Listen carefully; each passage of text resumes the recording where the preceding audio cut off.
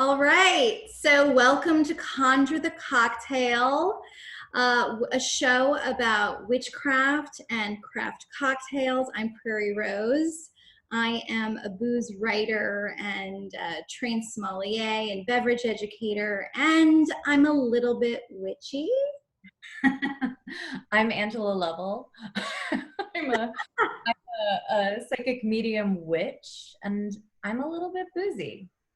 Yeah, I feel like you shortened your bio this time. There's lots of Angela has a lot of hyphenates because there's a lot of magical hyphenates in there, but as we all do, right? Yes, I've recently become a psychic coach Yeah, because we avoid, this is so Lilith, we avoid the things that we're supposed to be doing, the hard things, blah, blah, blah. yeah.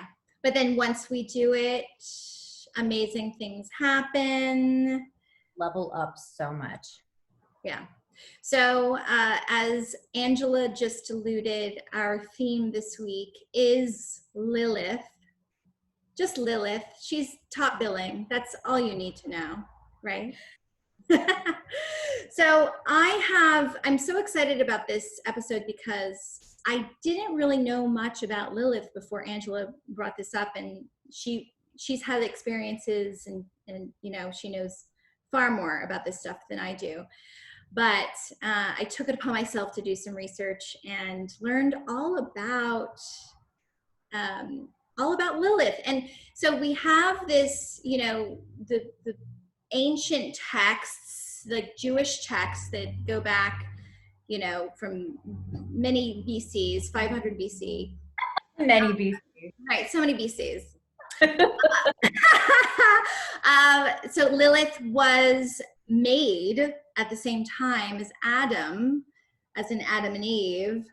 And instead of being made from Adam, like a rib from Adam, she was made from the same stuff, made from clay, from the same stuff as Adam at the same time. So they were equals. And I think that's so fascinating. It's something that we don't talk about. I feel like Lilith has had a bum deal, man. Okay. Right? And then women are raised to believe the subservient rib of Adam, which that's so fucking degrading. So bullshit. And so, yeah, all of those things are, allegories, right? They're to set, a lot of that mythology is to set women in their place, and the patriarchy, was strong, beginning of time. But but Lilith was made at the same time as Adam and was his equal and was his first wife, but refused to lay under him. So she was punished. She was deemed, difficult and a whore. And Adam lied about her to God, and God sick archangels on her. The weird cherub, the cherubian something. She was hunted down.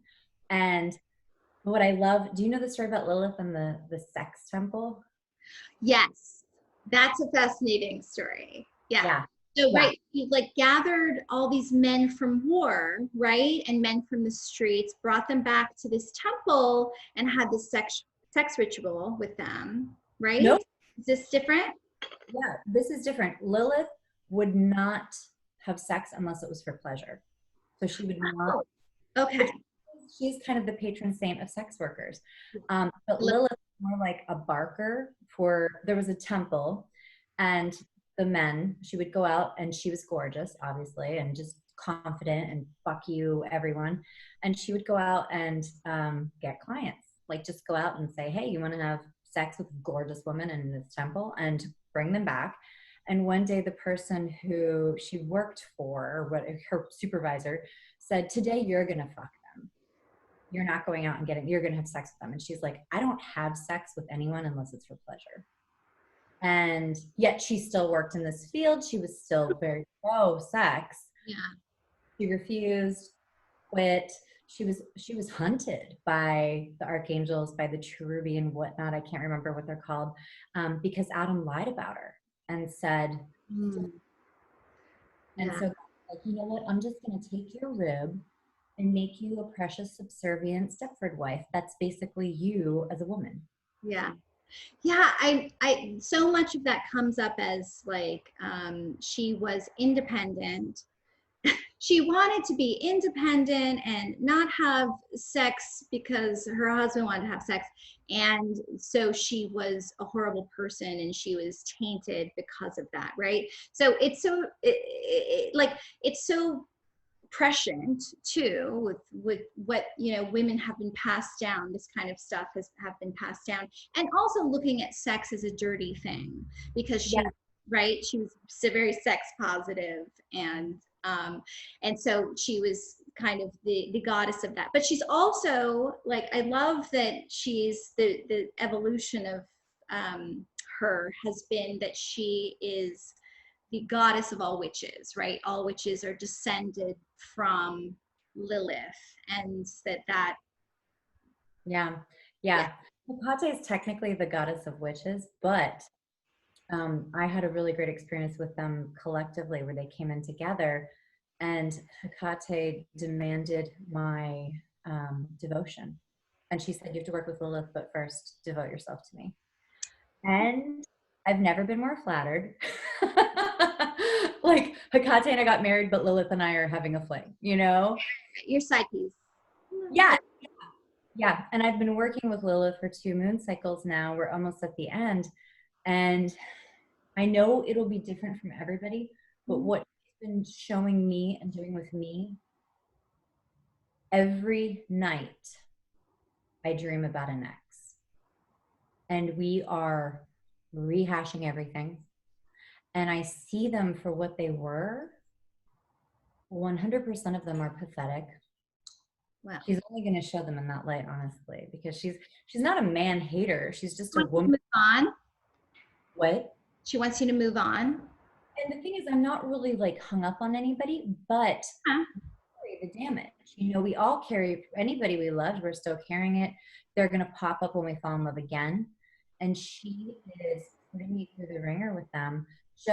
She saved the worst one just for the other night. And Really? so pathetic. Like, he came to my space and he was like a temp on the astral plane.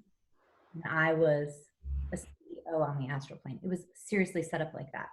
And she had me do all this FaceTime with him. And I was like, oh my God, you're just so scared. You're just so scared and sad and rattled. And so many of them feel that way. You know, like the men are often, men who are attracted to women are often intimidated by women. You know, there's that whole like Sure. really beautiful thing where they say men are afraid women will laugh at them, women are afraid men will kill them. Yeah. And then there's this connection with Lilith and vampires, which I think is really interesting, right? The whole mythology behind vampires and Lilith being one of the first, and then I went down some sort of vampire wormhole, vampire Lilith wormhole, looking into that. And do you know that every single culture from the beginning of time has some mythology around creatures, humans, that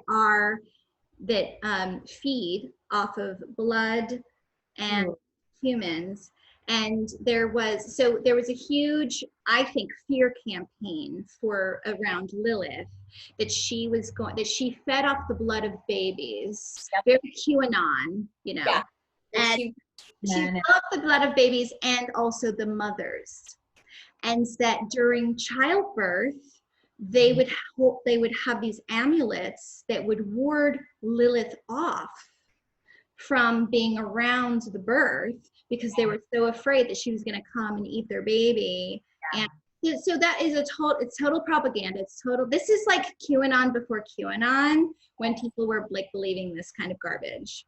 Yep, absolutely. She also, since I started meditating with her, and this is like a hot tip for anyone, because people always tell me they fall asleep. I can't meditate, I fall asleep. No, that's meditation. Right. It's how it's supposed to be. You're supposed to feel like you went to sleep. So the way I have been meditating with her, because she made me meditate with her every night. And recently, and I do it right before I go to bed. And so it's sort of like a fast track to deep meditation with her if you do it and you link it to your sleep. This is with any goddess, honestly, but really effective with Lilith. So if anybody wants to do this, this is a really great exercise. I picture the primordial ocean. It's black. It doesn't move. It's still water. And I see her reflection next to mine. I look down, I see her reflection next to mine. And then she shows me whatever I need to know. And then I slide into a dream state, and then I do work on the astral plane with her. And everything she shows me is black or red. And the first time I saw her, like bloody. He embraces Well, this. she's the goddess of the night, right? And then there's all this association with her in blood, which I think is really, really interesting. It's so female, you know. Yeah. It's very feminine. Before my psychic development course came out, which almost killed me, it was so much, and I had to channel a lot of it, and I'm really proud of it. If anyone is into that sort of thing, it's great. I'm so proud of it. She showed me in labor, and then blood everywhere, and then I'm holding a bloody baby, and I was like, fuck this. And then I finished my course, and I was like, oh my God, I did give birth. It was exactly what you gave birth to that. Yeah, and it was that project. And that's what it feels like, right? When you're done with something like that, that's like, yeah. So I'm going to make a cocktail inspired by Lilith, and there's 3 elements to it. And I came up with it for a few different reasons. I really wanted this cocktail to be equal parts because Lilith that has been deprived the equality to Adam, and the positive campaign that Adam has gotten like for a millennia. She's been deprived that, and for wanting just equality. That's what feminism is, right? And nobody knows. Right? We don't latch onto that part. We just want to be paid as much, honestly. Right. That's it. I mean, obviously we're superior, but also we're equal. So yes. So I wanted it to be equal parts. And so there's a lot of equal parts cocktails out there. The most famous one is like the Negroni or the Boulevardier, which is, the Boulevardier is whiskey, sweet vermouth, and Campari, or like a bitter Amaro. And it's a beautiful, spirit-forward, stirred cocktail that is one of my favorites. And I wanted to kind of do a riff on that, but I wanted to use, instead of Campari, I wanted to use Bénédictine. And if you're not familiar with Bénédictine, it's a liqueur. I don't know if you could, this is like blown out here, but it's a liqueur that's been around since like the 1500s. It's made by monks, Benedictine monks. It has this incredibly rich history. And if you know anything about liqueurs, you know that they were initially made to be medicine. They're all medicinal. And so they have so many different herbs, and they're all proprietary. We don't know exactly what the ingredients are. In fact, there's only 3 people on the planet that know the exact recipe for the Benedictine liqueur at all times. Oh my God. It's very private. It's, it's a religious sect, but also a booze company. I mean, to be religious about anything, that's the thing. Right. And it has, so because it was medicinal and it's been made for hundreds of years, like this is the real deal. The stuff they use there's 27 different herbs and different herbs and botanicals in this. I'm gonna read you some of them. Angelica, hyssop, juniper, myrrh, saffron, mace, fir cones, aloe, arnica, lemon balm, tea, thyme, coriander, clove, lemon, vanilla, orange peel, honey, red berries, and cinnamon. And then the rest is proprietary. But the main ingredients are angelica, hyssop, and lemon balm. And so for each of those botanicals, angelica is an amazing ingredient. It's called the female ginseng, or the ultimate herb for women. It's the Chinese angelica root. It's been used to relieve pain related for menstruation since 588 BC. Wow. And it's known for its warming, restorative qualities. It's known to strengthen the heart, the lung, liver, spleen, kidney. And hyssop is used for digestion, intestinal problems. Hyssop was used in a lot of liqueurs at this time, over the years, because of digestion. People would drink this after a meal to help them digest. And then lemon balm is part of the mint family, and it's a calming herb. And it's been used as far back as the Middle Ages. It helps to reduce stress and anxiety and promotes sleep. So this is essentially a magical liqueur. It is basically the witchiest liqueur you've presented. It really is, yes. So, and I don't know enough about Saint Benedict, but I love that one of the main ingredients is that angelica root, which is so tied into women and menstruation and blood and Lilith. I feel like it ties back into all of that. Well, go ahead. While I was preparing for this episode, I had menstrual cramps and had to look on my menstruation app to make sure. I'm like 10 days away. So I thought, oh, this is Lilith. And they stopped. So I love that. So I have, I'm using this whiskey. It's probably backwards here. It's this George Dickel whiskey. It's a Tennessee whiskey, and the master distiller behind it is Nicole Austin, who's this amazing woman who I interviewed for the Bit by a Fox podcast, which is a podcast I host that's all about drinking and booze and drinking culture.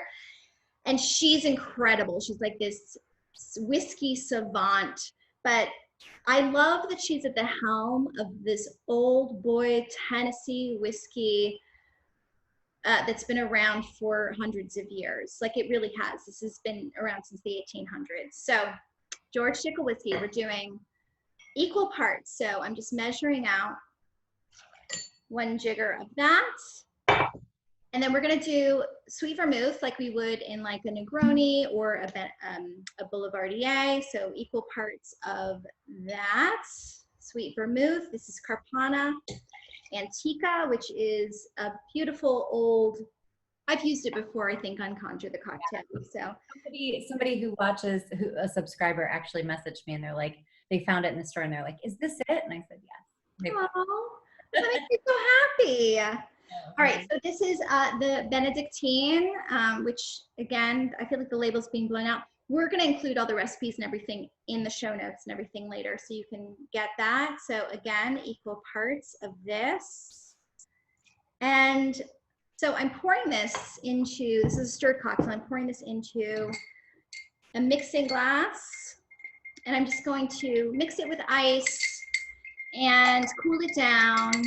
And some of the water is going to dilute it a little bit, but it's super easy. That's it. It's equal parts, and it's going to be strong, but I've had this ice in here a little bit, so it's going to be a little diluted. So here we go. I'm pouring it in. And I think, you could use some sort of a twist, either an orange, a lemon, grapefruit. This time of year, October, we have, I'm in California, so citrus is year round, but do a little twist in that.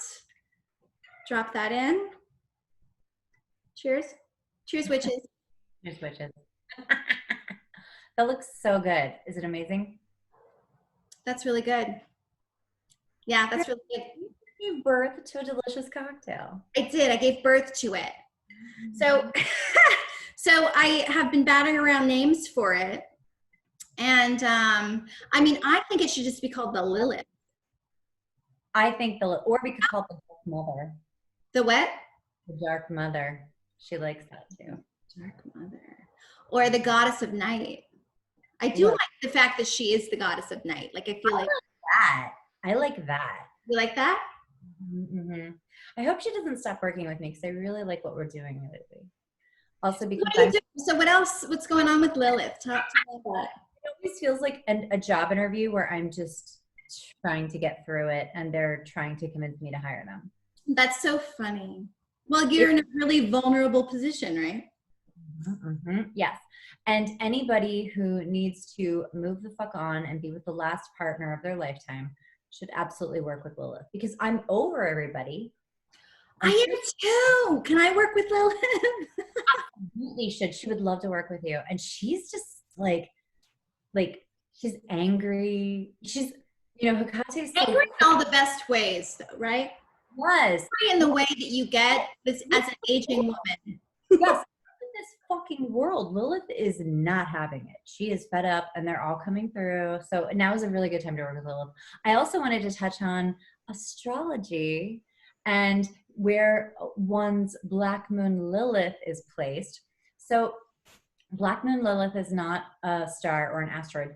It's the geometric point in the sky that marks the furthest point of the moon's orbit around the Earth, which is also so like dark mother, like the fucking moon. Right. So because the moon's orbit is elliptical, it has two center points. One is Earth and the other is Black Moon Lilith. So wow. So it's like Earth's over here. I want to be over there. I know, right? I want to be over Black Moon Lilith. I'm sure that area is way more happening and you're going to meet like really great guys there. Right? It's fine. All the men are having their divine feminine awakening right now, which if they're not having it, they're going to freak out and not be able to handle life in general. So and I would encourage everybody to look this up. I really like cafe astrology, but sometimes they don't have everything. So you got to go to like another source. Yeah. My Black Moon Lilith, and this is a very personal thing, mine is in Aries.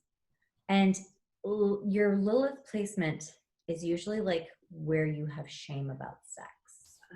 What about sex? Oh, it's directly related to sex. It can wake you up sexually. And my whole life, I'm like, I'm great about sex. Like, I'm fine with that. Right. When I read this about Aries, the placement, it is a problem being in control. And I am in real life, but then sexually I give the power to the man because I'm like, oh, my baby needs it. Right. Yeah. And I think that's common with women that are very much in control of their life, you know. Yeah. In the streets versus the sheets. Right. You know? Yes. And I will also say my Black Moon Lilith is like stifling. It would be stifling my voice. And plenty of times I will say, you are doing it wrong. And I say it very gently, like, do you want to know how it works? Do you want to know how the vagina works? And I break it down and I tell them. I mean, why wouldn't they? Oh my God, right? And we're all different. That's like a beautiful thing about women. We all have different things that get us off. We're complicated creatures. And like, you don't read a manual. There's like a book, because my second husband read a book and was like, I know how to make every woman come. And what? For real? Yes. He read a book written by a man, I'm sure. No doubt. He also read a book about how to make your penis larger with diet, and it did work. And I was tricked in the beginning. I almost spit out my drink. He was really tall. A big penis, like, seemed like it was huge penis. Yeah, no. His weird diet book gave him a huge penis, and then it was no more. Then it was an average penis. And I was like, which is fine. I don't have a need for a giant penis, but I was like, I felt so weird. I was just like, totally different now. It is. Told me. He was like, I read a book about penis diet. A penis diet? I've never heard of such a thing. Crazy. It's crazy. But yeah, right? So Lilith, when you discover your Lilith, it is basically about stepping into the thing that makes you uncomfortable sexually, the thing that like you poo-poo, or also it's something, if a partner does it, you'll be kind of like irritated that they're free to do it. So every man who is like a little bit physically dominant with me, I enjoy it in the moment, and later I'm like, who the fuck do you think you are? That's interesting.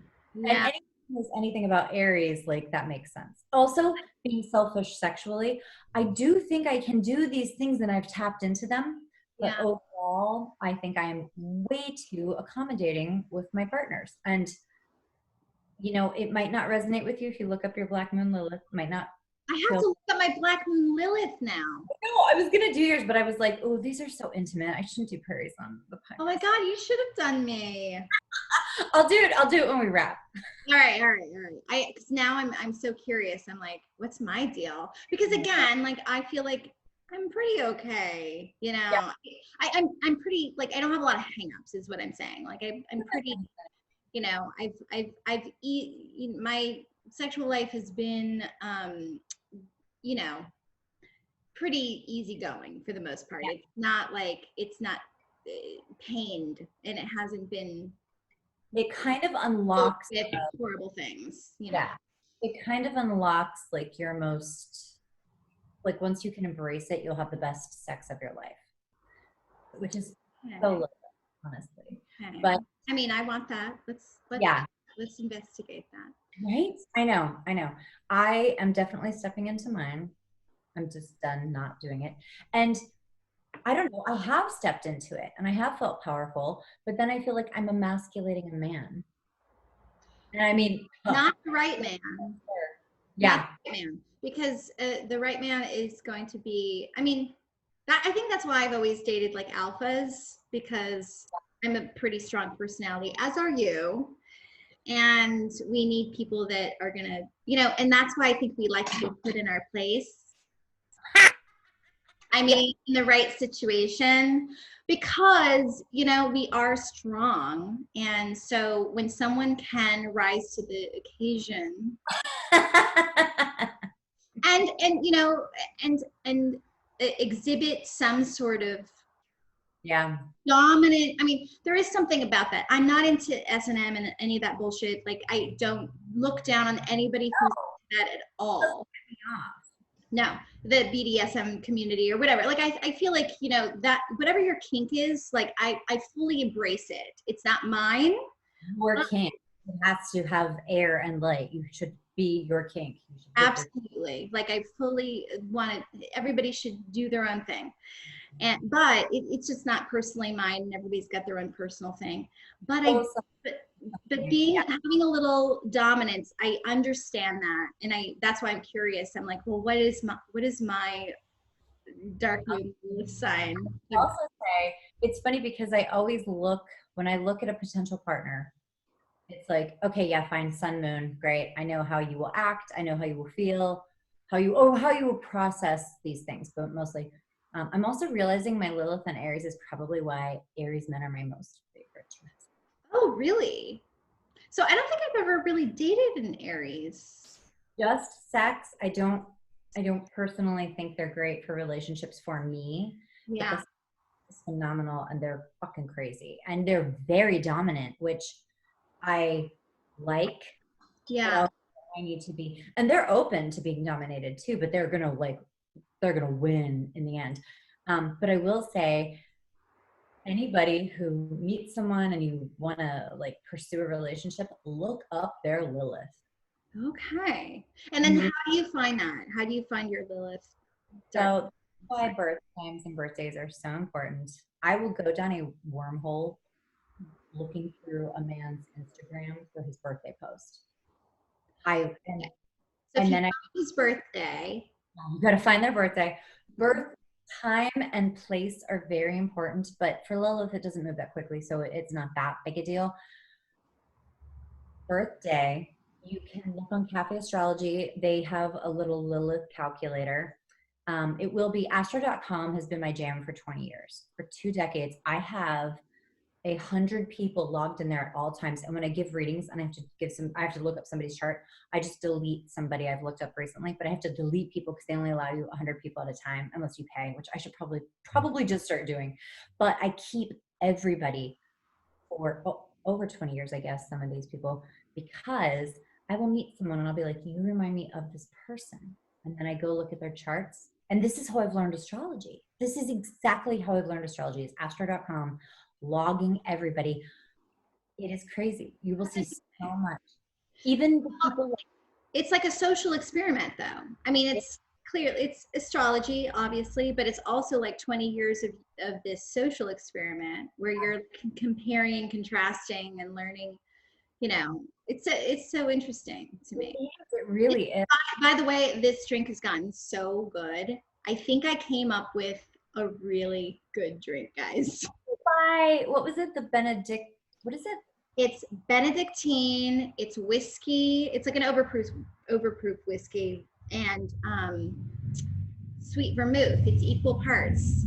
So it's yeah, it's just really very. Is it easy to find Benedictine or is it super hard? No, it is. It's easy to find. Yeah, I mean, you know, in really small towns, in small communities where they, yeah, you know, it may be tough. You'll see B&B. People are like, oh, can I get B&B instead of Bénédictine? I've taught classes where I had Bénédictine as one of the ingredients, and they're like, can I get B&B? And B&B is like brandy and Bénédictine, which was kind of a thing in the 70s, I think. And it was a little bit more common, so it's like on those dusty shelves, you know, in some of those small Texas towns or whatever. But no. Oh my God, I sent you the picture of the moonshine in a jar. You did? What? Yeah. Didn't I text it to you? The moonshine that we bought in Georgia. Oh, yes. The way that you said moonshine, I was like, moonshine. Like moonshine in a jar, and it was very witchy in my head, and I was like, I'm getting moonshine. But yes, the moonshine you got. Also, my brother is, and I do not say this to demean girls. Girls are lovely, young women, whatever. We my love brother really girls. Girly drink, big time girly drink. I'm not degrading girly drinks. They have their place, but my brother wants lots of sugar. He wants his alcohol hidden. Oh yeah. And I find most girly drinks guys like. I know a lot of women that drink whiskey. I do too. I know more women who drink strong stuff and more men who drink girly drinks, which, yeah. So while we were there, it was all pina coladas. I mean, I love a pina colada. I'm not going to kick that out. I do make them from scratch. I don't buy that fucking janky mix. Oh, no. All the food coloring in it and no real food in it. No, but real pina coladas is like, that's like. Cans of coconut milk. Yeah. Yes. Frozen pineapple, whole 9 yards. But I was making a lot of those, which are very filling. Yes. And fattening. So fat. I mean, they make your hair nice at least, but and your skin and nails. Coconut is amazing. But I was mixing them so much like, and then I was doing like an Arnold Palmer with the peach moonshine. It was so gross. When I got home after, because I only bought alcohol and stuff that they would drink. When I got home, the first thing I did was make a very high-end dirty martini. And I was like, oh, thank God, this is you like your martinis. I can't wait till we could drink martinis together, Angela. I feel like we do that in, at least by April for sure. But I feel like we do it. April, come on. You keep pushing it. No, for sure by April, but I feel like end of February, March. Okay.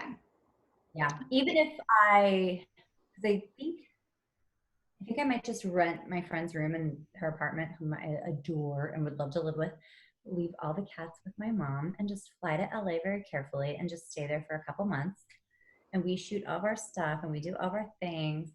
And maybe I just saw an orb. And maybe I look for my apartment.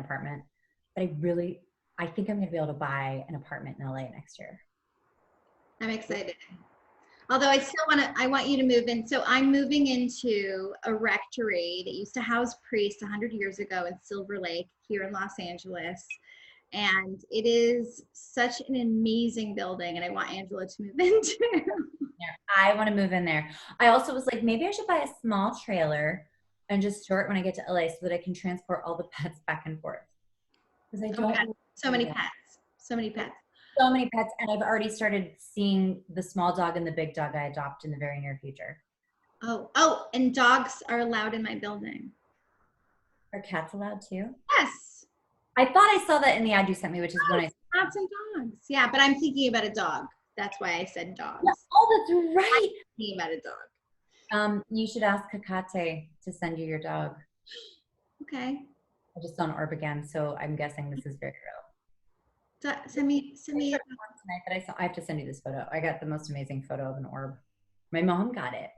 I just sent this to you. It's at that place I told you I looked at earlier. Oh, right. I got a house in Casadega and an apartment in LA. We're not totally sure yet. We're getting off topic here, but this has been one of my favorite episodes too. And I'm so glad we got a little sexy with it too, because I feel like with Lilith, you have to talk about sex. You have to be vulnerable about it, right? You have to be vulnerable about it, and you have to admit you like it. And if you don't like sex, you have to get help, because you are supposed to like it. You can be different. I totally believe in, asexuality, totally. But people who are not able to have conversations or feelings about sex are a big red flag. Yeah. So it will help you if you have problems. I think for sexual healing, I prefer Pan and Hecate, but right. Which is funny because, Hecate, who I'm married to technically, but Lilith is like, okay, you did that, and now I'm going to put you face to face. And it's like almost like speed dating exes right now. I'll go Google them afterwards to see if they really are this shitty still. And yeah. This is something, when you break the heart of a witch, you're fucked, dude. Oh yeah, don't do that. Yeah. Because your subconscious is where your magic happens. And if you are subconsciously always hoping that they're going to die alone and miserable, well, I don't feel bad about this because it's not something I've taken action against, but every one of my exes is miserable. And I have a lot of exes. And I'm proud of that because obviously I'm a powerful witch, but I am also hoping to release them with Lilith. Oh yeah, release them with love. Release them with love. Who cares about them? So I do have to say, have you been reading Tanqueray, Stephanie Tanqueray from Humans from New York on Facebook or Instagram? That whole story line. I saw you post something. What was that? So this is a woman that so Humans of New York, if you don't know what that is, it started on Facebook, and it's just like a little snapshot. You would take a picture, tell their story, and it was always really profound because it was everybody, you just realized everybody's got a story, right? Everybody's got some heartbreaking story that is summed up in maybe 50 words. Yeah. And so he came across this woman last year, I think, not even a year ago. Stephanie, I don't know her last name, in New York, and she went by the stage name Tanqueray in the 70s in New York City, and she was a burlesque dancer and like a sex worker, and she had some he did 2 posts from her, which was unusual, and they were really funny and really raunchy. And she's in her, I want to say, in her probably her late 60s, early 70s, and older Black woman who grew up. I think she grew up in New York, in Albany. I think she grew up in upstate New York, and ran away at 14 and had this horrible home life and turned to the only thing that was really available to her at the time, which was stripping. And so he's featured her for the last, I want to say 3 or 4 days, and in 34 different segments and stories. And she's been telling her own stories in her own words. And about being, living this life as Tanqueray in New York City in the 70s. And she was a huge burlesque star in the city and was a big draw. And she has such a beautiful perspective. And what's been so amazing about it is, of course, she's an incredible storyteller, and it's very moving, and I'm weeping every single day. But the reaction to it has been shocking because people have fallen in love with her. And are supportive of her. He started a GoFundMe because she's suffering from something right now. He's alluding to some sort of health scare right now. He raised $2 million in 4 days because there's been this outpouring for this woman who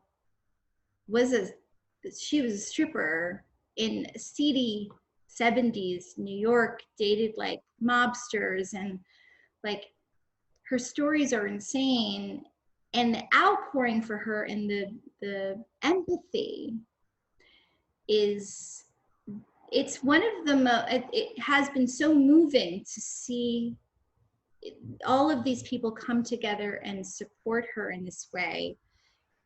And I read something yesterday that was this woman who works as a sex worker, and she was like, I can't believe the comments that I'm reading, because it feels like this has always been a job that like no one respects, and men, women, like, that it's always been looked down upon. And I just, as the patron saint of sex workers, Lilith would be, so happy looking down on this story. $1 million, Lilith might already be involved. Yeah. I mean, that's amazing. It's time to completely decriminalize this. Yeah. My whole life, I've always been like, to take your body and go flip burgers, in a kitchen or at a fast food joint for X amount of money an hour, to take your body and go do the sex things. Now it's naked. How is it different? We are degraded in jobs like that, and those jobs are legal. And a lot of sex workers I know are fucking empowered galore. So why is it? It's just because women are sex workers. Yeah, it's because they're women. If men could get pregnant, abortions would never have anybody batting an eye. If men were sex workers, same thing. It's fucking oppression. Yeah, it is. Feminism is important. Everyone, please be a feminist and please act feministically. Right. It's good for men too. Yeah. So, well, on that note, I feel like very Lilith, and look for, we'll have recipes and some more information about Lilith in our show notes, and on our Instagram, on our private Facebook page, which you should join. We'll be, adding a little behind the scenes information. So, do all the social media, conjure the cocktail stuff. Yes. And don't drink like a basic witch. Cheers, witches. Cheers, witches. Thank you.